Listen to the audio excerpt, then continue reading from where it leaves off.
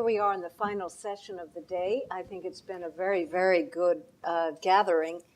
And this is a very special opportunity to talk about the road to Paris. And of course, we've heard lots of views about the upcoming climate summit. It will gather 25,000 delegates, something like that, from 190 countries, 55,000 people expected to be there. And a lot of expectations and debate about what can come out of it and what kind of momentum it could generate going forward. We really have a fabulous panel here to engage this. I'd like to very briefly introduce them and won't give them due justice, but so you have a sense of really the depth of experience they bring to this conversation. I start with Mari Pangestu. Mari was the Minister of Trade in Indonesia and then the Minister of Tourism and Creative Industries for, in total, over a decade. An economist by training who's worked on trade and investment issues and really has been a leader in Asia and in Southeast Asia. She negotiated many treaties, both bilateral and regional, with ASEAN, and has been really an extraordinary voice in multilateral discussions involving Indonesia for a very long time. And we're very honored to have her here this semester at Columbia at SIPA as our visiting Ball professor. So thank you very much, Mari Pangestu. I also want to introduce Bjorn Otto Sverdrup, who I've just met, and who's the Senior Vice President of Corporate Sustainability at Statoil. And as such, I think you are the head of sustainability, which includes a wide range of areas around climate emissions, engagement with local communities, reporting, transparency, and other matters. And you have also been responsible for North American communications policy, so I thank you for being with us.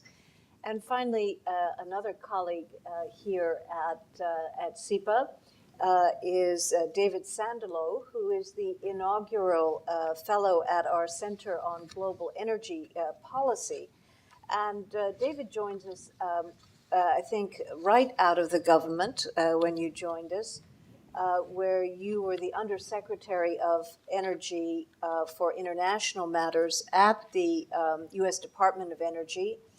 He was also an assistant secretary at the Department of Energy and had a number of other senior posts in government. He's worked with companies. He's worked with the Clinton Global Initiative.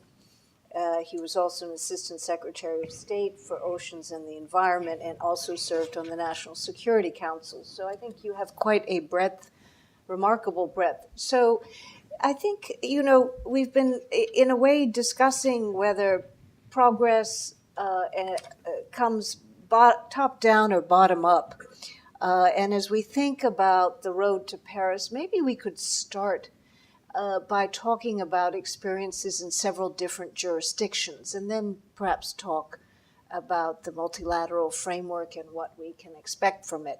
And if I may, I'd like to start with Mari Pangestu, because coming from Indonesia, of course, Indonesia I think has been particularly challenged around the fires of the Indonesian forests and other issues. Tell us how you think a country like Indonesia thinks about addressing climate change. What are the tensions associated with it? And perhaps you could speak more broadly regionally as well, because I know you've been deeply engaged. You put me on the hot spot.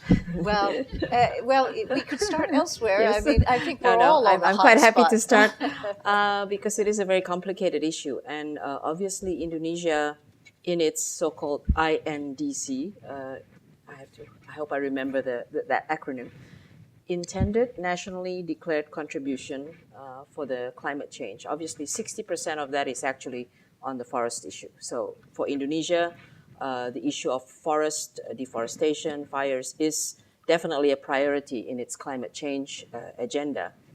And it has been trying for the last, at least when we were prior to us being in government, and then when we were in government, and currently it is an issue. And obviously the last set of fires has heightened the issue domestically, not just internationally. How do you see it? I think one has to try to understand the root causes before you can sort of say, okay, it's just no more forests, no more palm oil. That's the solution. That seems like too simplistic of an answer, because it is a very complicated series of issues. It is at the heart of it, the peatlands, as you know, which is 10 meters down is hydrocarbon, which continues to burn. And it has been destroyed over 3 decades, starting with the timber initially, and then under Suharto government, there was an initiative in Kalimantan to clear 1 million hectares of peatland, supposedly to plant rice, but also that didn't work. And then later on, it was the palm oil plantations. So it is the land clearing which has affected the hydro balance of these peatlands. That's kind of the root of the problem. And you must remember that in the plantations, it's not just the big corporations, but it is also the small holders. And it is complicated by local tradition of clearing land with using fire, which is the local wisdom, if you like. The Dayaks who live in Kalimantan and other places have used fire efficiently and using local wisdom. They know how to do it. But what has happened is the whole ecosystem has changed. There has been migration, there has been plantation. So what worked in the past traditionally doesn't work anymore now. Compounded with, at the time when you have El Nino, you shouldn't be using it. But if they are not given alternative means to clear the land, if they are not given alternative livelihood, it will continue. So I'm just trying to describe that the problem is multi-stakeholder and multiples in complexity. So it's a political issue, it's a legal issue, and it is a social and cultural issue. And therefore, to solve it, it means that there has to be a national level and a local level. Indonesia is decentralized, so I think this adds to the complexity. I think in other countries like Brazil, maybe similar issues. Whatever you decide at the national level, we have national level regulations that have put a moratorium on clearing of primary forest as well as peatland. But the numbers based on the satellites show that there has continued to be clearing of forests, and so it's illegally cleared. And the national level, you have regulations and laws, but if they're not implemented locally, which is because you have local autonomy, then you have another set of problems. And then you have the big plantations, you have the smallholders, and you have the farmers who are, there's an interesting number put out by C4, which estimated that the cost to clear the land using the slash and burn is $858 per hectare, and they can earn $3,500 with palm oil 3 years subsequent to that. So the economic incentive is huge. So unless you can address the root of the problem, I think it's going to be difficult to solve it as a government. Yeah. So you need to do it. I think yesterday we talked a lot about incentives. So how to incent? I think it's carrot and stick, right? And the stick should be, okay, if you're doing it illegally, if you're burning when you shouldn't be burning, then there has to be, your license is revoked and whatever. That has been done, but seems the punishment is not hard enough. So one issue is how to have a strong enough stick. And monitoring, you're talking about large areas of land. Do you have the capacity? Does the government, does the agencies that enforce this have the capacity? Okay, so you need technology. You need to use technology to help you figure out. Second issue, national map, overlapping land ownership and so on. You need that to know who's the culprit. Right? Third issue, I think it's a more complicated issue, is the development issue. As a developing country, the development issue is the most complex. How do you find alternative way to clear land? How do you give them alternative livelihood? So punishment is not enough, or banning purchase of palm oil by Unilever is not going to be the answer if you don't do it at the same time with providing the alternative livelihood and the alternative cultivation, because it's going to repeat itself, because it will be a repeated problem.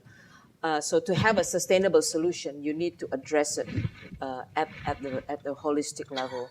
And it is legal. Some of the regulations have to be changed, but that's not enough. We did finally sign on to the ASEAN Transboundary Haze Treaty only last year, that after 10 years. Now comes the issue, implementation on the ground. Yeah. And you can have early warning system and all that, but on the ground, how are you going to actually get the local government to implement it? So I think what I'm describing to you is actually a bigger issue that is faced by developing countries, when you can have a very strong INDC, but the problem for many developing countries is the capacity to implement it. And how much of that should be national? How much should be helped by foreign donors? How much should it be private sector? How much in the incentive and the carrot and stick you need to balance between the big corporations, the smallholders, the farmers, and the local communities? I think I'll stop there as a kind of a starter. Thank you. That was a great opening comment, offered us tremendous perspective. Thank you. I'd like to turn next to David, because if you don't mind, I'd like you to assess President Obama's record on climate. I know you worked for him, but he's just put forth some regulations. The Senate voted against them on Tuesday, just yesterday. I think he's promised to veto. I think you were quoted in the New York Times perhaps a few weeks ago saying some ironic remarks about progress in China versus the United States around issues. How would you assess the strategy, as well as what is the strategy of the United States at this point, do you think? And how are we doing? Well, first, Dean Jane, I'll thank you both for your leadership of SEPA and for this conference, and congratulations to everybody who pulled together this conference. It's been really very impressive.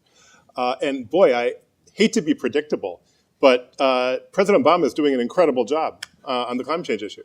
And I say that not just because I used to work for him, but because he is. And I think just starting, if you look with his second inaugural address, which took many observers by surprise. Our inaugural addresses in the U.S. political system are kind of big thematic speeches that generally don't focus on particular issues. President Obama, when he delivered his second inaugural address, and focused on climate change in a couple of paragraphs and got a lot of attention, gave a lot of attention to the issue. And then he has followed up continually in his second term with aggressive policy initiatives and ambitious policy initiatives to take this issue on.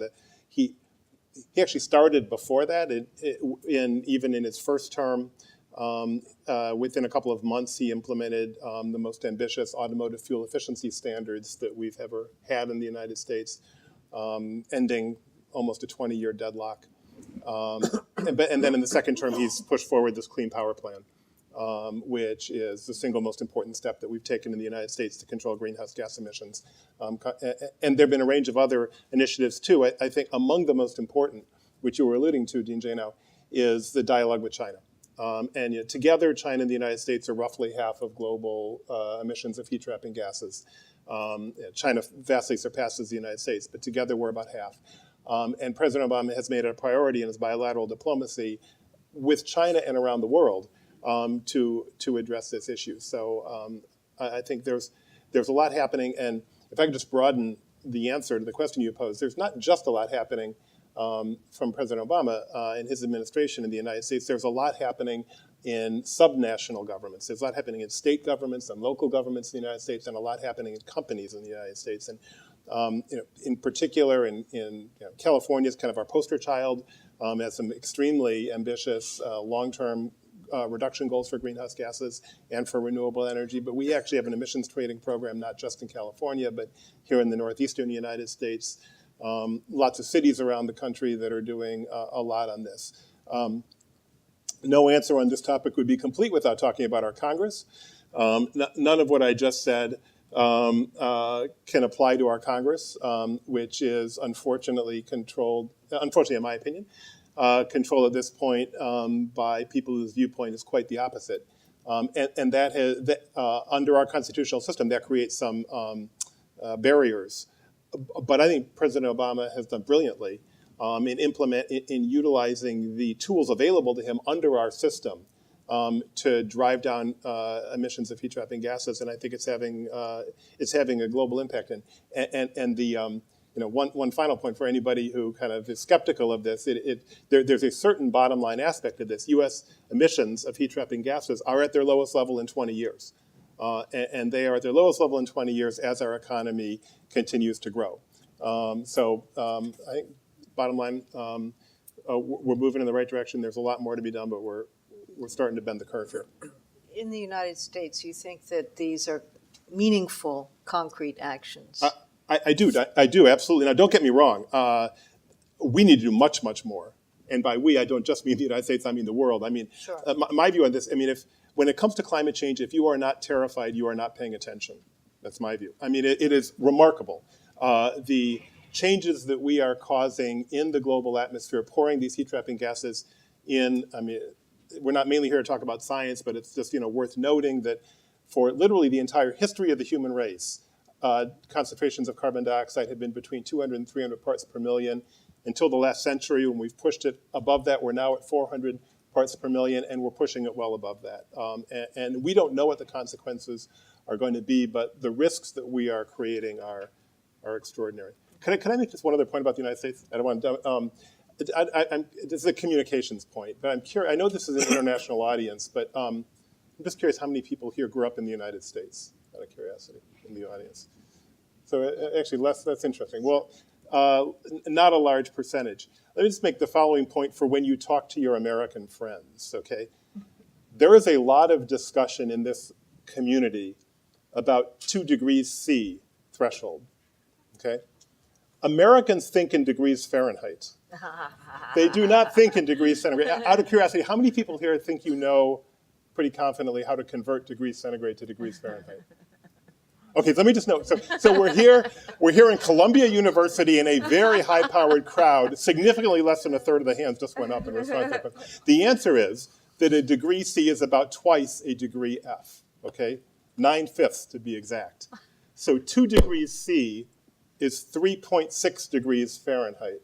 When you tell an American, oh, this is scary, the average temperature of the planet is going to go up 2 degrees, they kind of hear it like a European or an Asian would hear, oh, this is scary, the average temperature of the planet is going to go up 1 degree, okay? That's the way they take it on board. So actually, I think it is a bit funny, but I think it is a non-trivial point that in the United States, it is really important that we talk about 3.6 degrees F and not just 2 degrees C. I'm shocked. I think I've asked people, I think that American journalists, I've asked them to take the Fahrenheit pledge. Okay, the That they should take the Fahrenheit pledge. Well, thank you. Thank you for helping us think about that. Well, Bjorn, let me invite you to just speak to the jurisdictions best known to you and how you assess measures being taken. Because as the next question I'll ask you about the global multilateral talks, but as you look at Europe today, if there are any comments you'd like to offer. So I'm with Statoil, we're an oil and energy company in around 33 countries, including Indonesia. So, I mean, our predominant production happens in Norway. Yeah. But also significant activities in the US. So actually, our business here invests more money in the US than around the same size as Ford Motor Company. So it's double the size of Apple when it comes to investments in the US. So it speaks to the volume and scale of the industry, of the oil and gas industry. So our activity is seriously taxed, I should say. So in Norway, we pay 78% tax. So I'm actually willing to bet that our company is among the top 10 taxpayers of the world.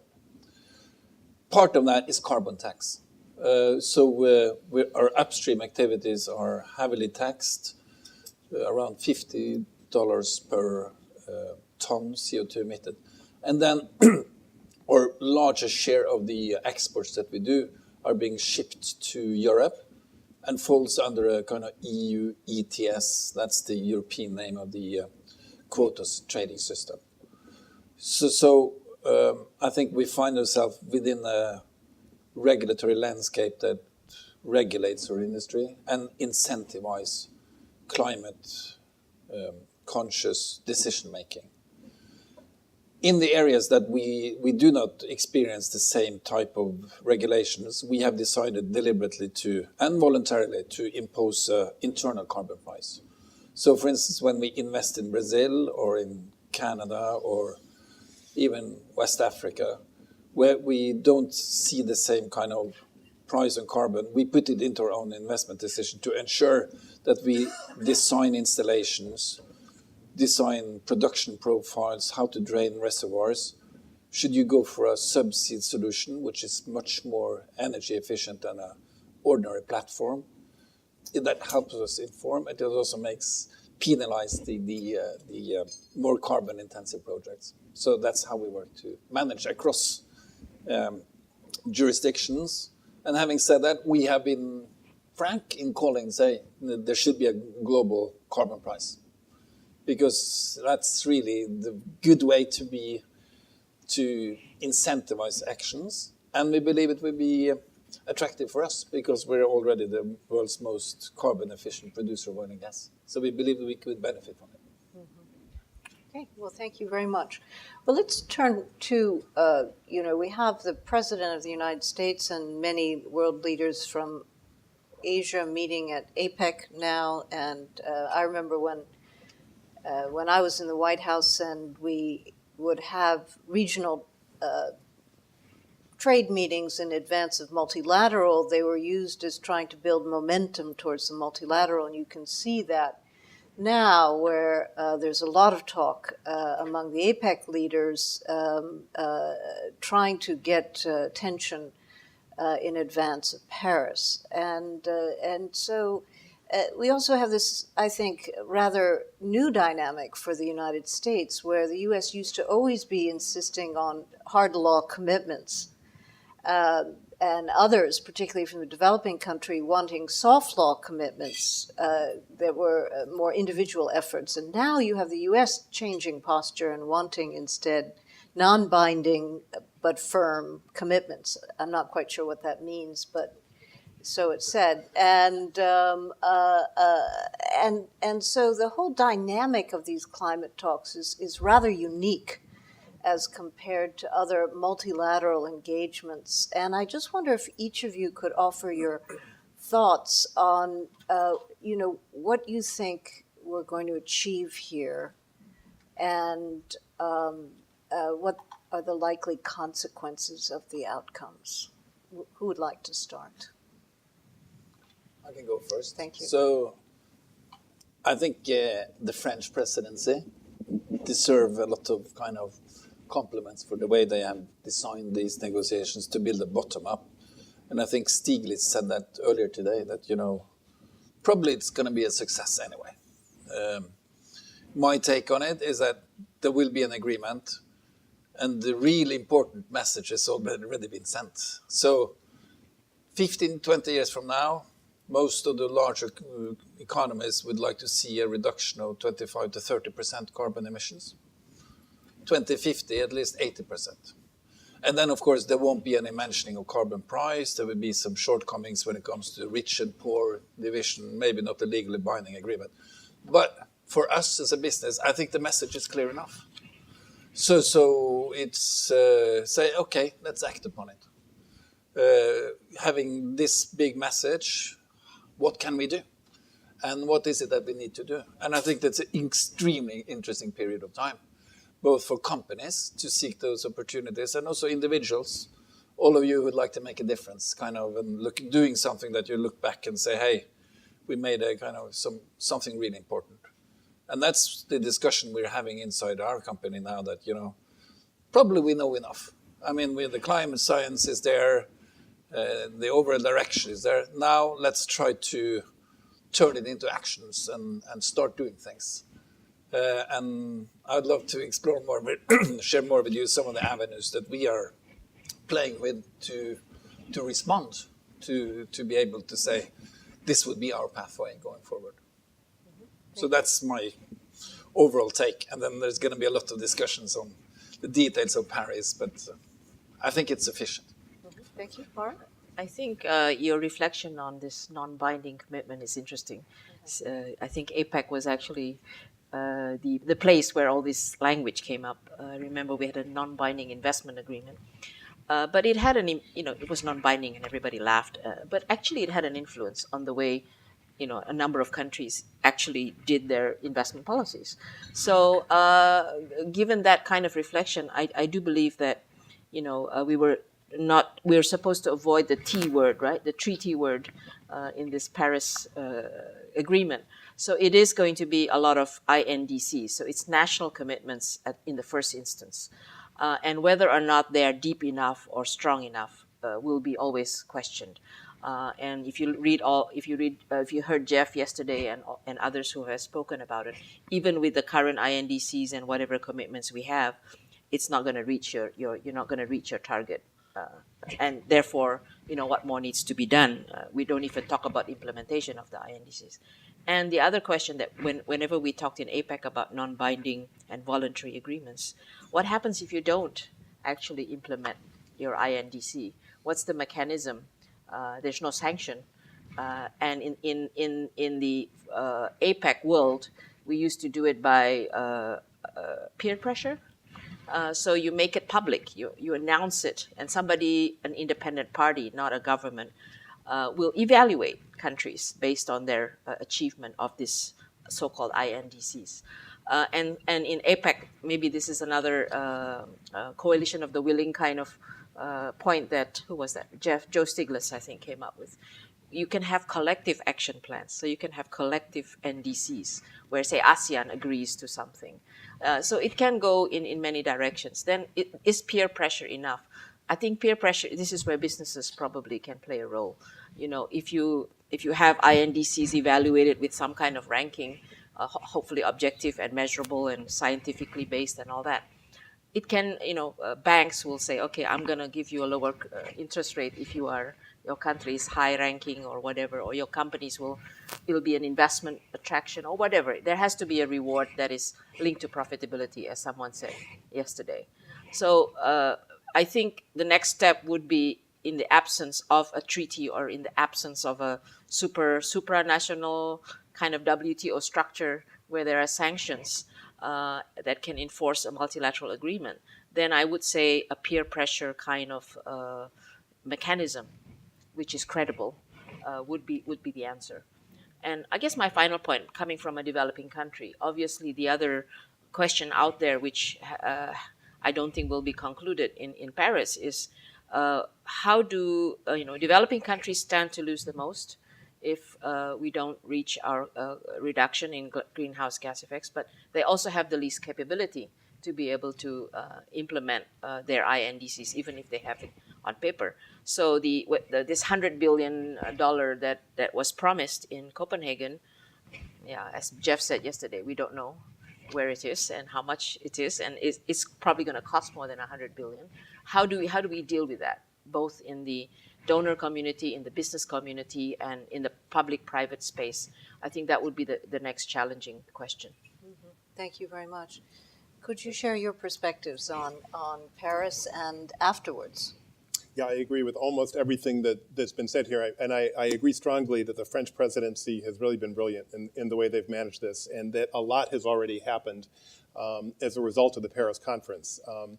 And I guess I just illustrate that with a kind of a story from my life, which underscores how old I am, because I was working at the White House and a representative of the U.S. government at COP1, which was the first conference of the parties, which was 1995 in Berlin. And by the way, the chair of that conference, as a historical footnote, was a really brilliant environment minister named from Germany named Angela Merkel, who did a really good job as environment minister of chairing COP1 in Berlin.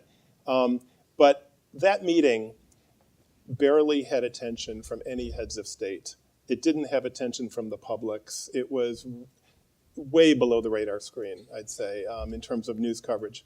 And then in contrast, it's really striking. In contrast, 6 years ago in Copenhagen, I spent 24 hours in a room that was smaller than half of this room right here, and in which we're sitting, about 20 heads of state, including Angela Merkel, who was Barack Obama, Gordon Brown, who was head of the UK at the time, Prime Minister of the UK, Sarkozy of France, and others, negotiating the text of a climate treaty. And Kevin Rudd of Australia even kind of famously at one point said, "No, a comma belongs there." And so it's remarkable to have heads of state negotiating over text of an agreement. But what that reflected is the incredible escalation of political attention to this issue over the course of the past couple of decades, which we have seen reflected in the run-up to Paris. And I think in the run-up to Paris in particular, the preparation of the INDCs has led to national governments around the world focusing on climate change and what their plans are, and then being transparent about them to the international community. Now, it is clear that what the INDCs include is not enough to solve this problem.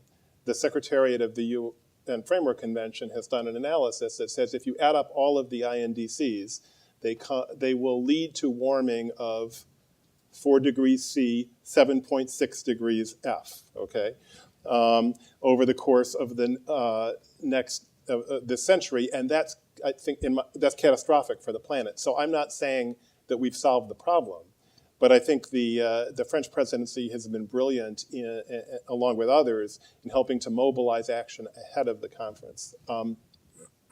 Just make one other point, and then I'm happy to dive into others. Because I think this is really important as we look at the news coming out of Paris in the next couple of weeks. The UN Framework Convention on Climate Change contains a design feature which makes it extremely difficult for big steps forward to result from these meetings. And that design feature is a requirement of consensus before any decision can be taken. And consensus in this context means essentially all countries, or almost all countries at the table, must agree before any decision can be taken. Here in the United States, we tear our hair out over the 60 vote requirement in the US Senate, which makes it so hard for us to pass any legislation. In the meeting we're about to have in Paris, essentially every country in the world must agree before any decision is taken. And that, by the way, I mean, that includes the United States, which has some constitutional challenges, which we could talk about in terms of legally binding nature of agreements. It includes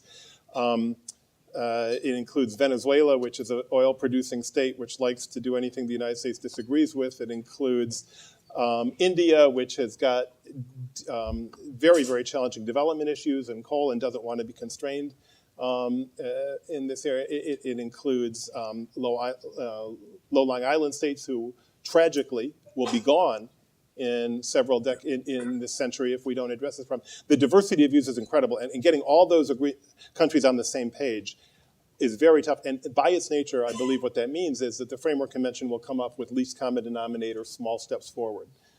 And that's, it is just a design feature, and it's a nature of international law at this point. So we cannot expect Paris to solve the climate change problem.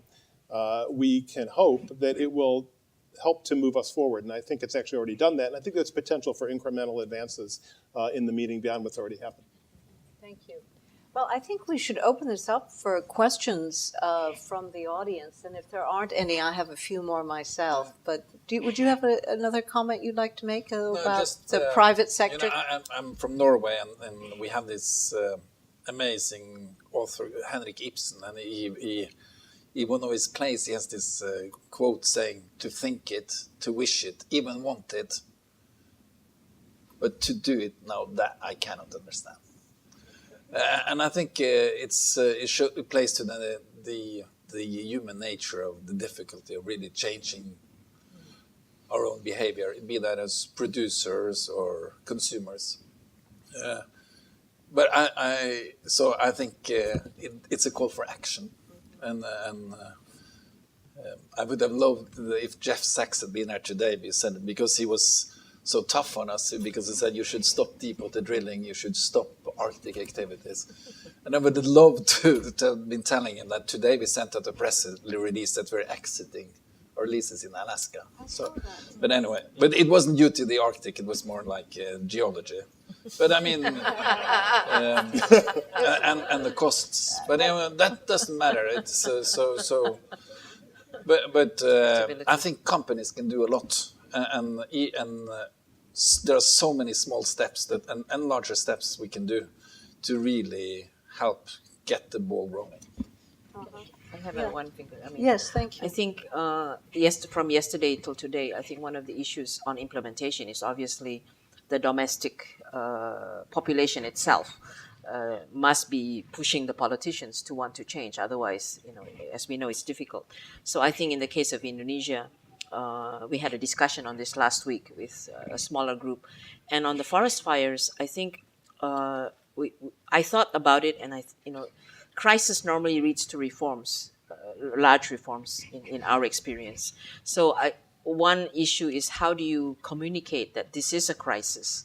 And for Indonesia, it is a crisis for the Indonesian people, not just about the climate change issue, because it's causing, in the 97, 98 fires, it caused 9 million people to have respiratory problems. In this current one, it's 3 to 4 million people. And then there are studies that showed, the 97, 98 fires, what happened to the babies or the mothers who were pregnant at the time. They have studies to show that it has affected the health and education. So I think communicating that this is a crisis is very important. I mean, in 2007, when we hosted the 2007 COP meeting, it was quite successful because we were hosting it, and it was the whole year was we were talking about it, and I still remember that number that we kept on using. If we didn't do anything, it was business as usual. Indonesia would lose 2,000 islands out of its 17,000 islands. That in the way you communicated that kind of resonated. That kind of made people, stand up. So I think for Indonesia, given the issue of climate change is so important, not just for Indonesia, but also for the world. I think how we can communicate this crisis and communicate it as a crisis that needs action, because the implementation and action is really the key now. I think this has been a very nuanced and diverse conversation. Please join me in thanking this terrific panel. Thank you.